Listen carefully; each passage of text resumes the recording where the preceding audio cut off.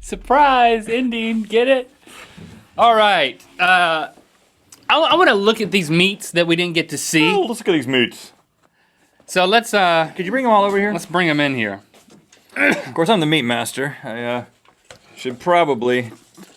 Oh, you got them late. Okay, so that antelope looks like. I mean, antelope looks kind of turdish. That's what I would have cooked. Okay, so You had to cook the antelope? Yeah, I was. I will make a few observations based on what happened during that. This one, the wild boar, was very obviously pork, but Yep. And once they said it, you're like, oh yeah, it was such a familiar taste, but, and I've had wild boar stuff before. I don't know why we didn't get that one. This one, the chicken is actually from a barbecue restaurant we had last week here in the office that we catered. And So it's leftover. It was leftover chicken, but it had a very smoky taste, and for some reason I just went with turkey. It smells so good. But don't know yeah, why.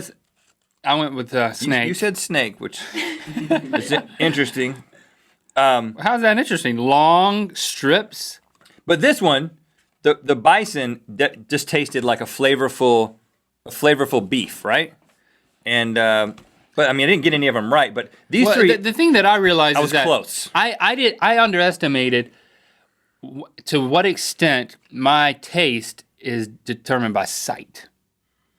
Like most people, smell is like the biggest component of taste. For me, sight is the biggest component of taste. Because I did horribly at this. I don't think that's true. I just think that in this context, when you have no idea, I mean, you're choosing from. It could be any animal that provides meat, which is a lot of animals.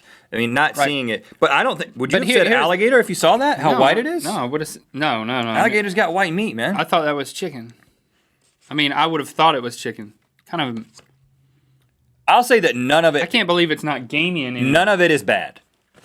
I don't know. Where did you get this from? Multiple places? Yeah, what website? BuyExoticMeats.com. Cha-ching! I will. Not really. I will say they're not a sponsor. By the How way. expensive is this stuff, by the way? Pricey. Like, I don't care. Give me an idea. All of it was like $225. We spent $125 at BuyExoticMeats.com, and None of it is bad though. totally worth it. That's the note I want to make. Question mark? If you want to have like an exotic meat tasting party at your house, I would say that if this was warmed up, I would eat this on a taco, an alligator taco. I would be would good. absolutely. But here's the thing: if you're having that party, don't blindfold yourself. For the first Or three, your guests. for the first three, I was literally fighting the gag reflex just because my mind was going nuts on what I thought it could be, and I just had this. I was honing in, whatever the word is. You were homing in. I was homing in on the fact that it was animal flesh of a certain exotic type. And I was just thinking, like, whenever you start talking about, oh, this animal steps in its own feces or whatever it is you were talking about. That's most of them, though. That made me grossed out, dude. They don't dip their meat in feces, though. I mean, that's the thing is that people talk about that a lot, like, this thing spends half of its life in its own feces. Yeah, but the meat's got skin around it, man. You know, I mean, is that really that big of a I didn't deal? bring it up in order to then go deeper into it. Oh, really? My point Meat philosophy class. My point is that was just how my It made brain you a worked. little uneasy. Yeah, it just I like to separate myself from the animality of what I'm eating. But I do like to eat animals.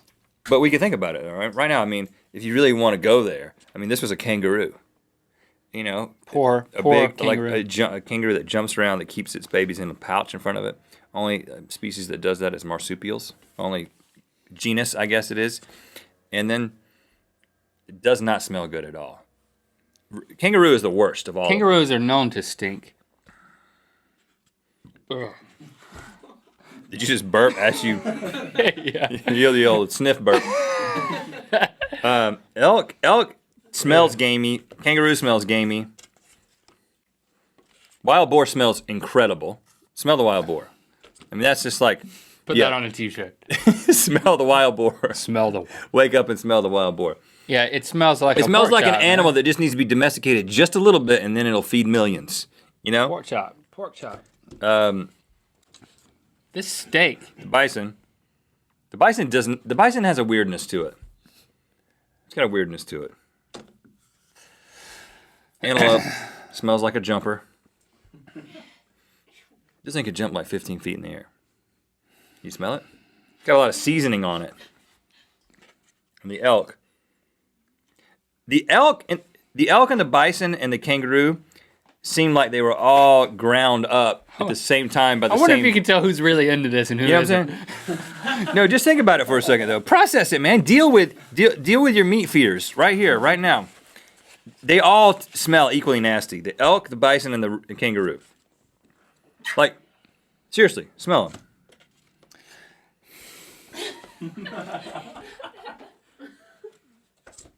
I don't know, man. I'm just. The alligator. I'm a fan of alligator. That's pretty much it. All right, finish that whole plate then. Did it come like this, or did you guys cut it up in order to throw us off? That's the other one I cooked. It's cooked in butter and salt and pepper, and it was a fillet, and then now it is in pieces. So all the seasoning is you guys did the seasoning. Well, the rule was only olive oil or butter, garlic, salt, and pepper. So basically, very basic seasoning. Who cooked the antelope? That was me. You really seasoned your meat well. Well, thank you. But it still couldn't cover up the fact that it's not that good. It's a jumper. There you have it.